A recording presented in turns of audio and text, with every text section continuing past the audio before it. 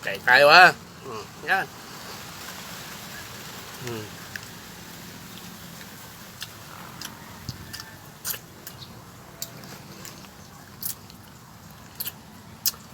$45 lang po ang kilo. Kung bibili kayo sa akin ha, 45 ang kilo ha. Ang guyabano ay 60 ang kilo or pipili na 50. Sideline. Papaya, 20 lang po per kilo.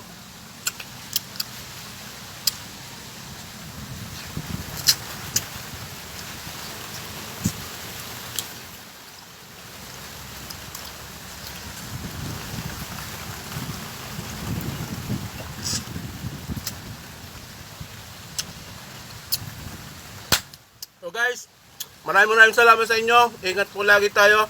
God bless. Cut muna tayo.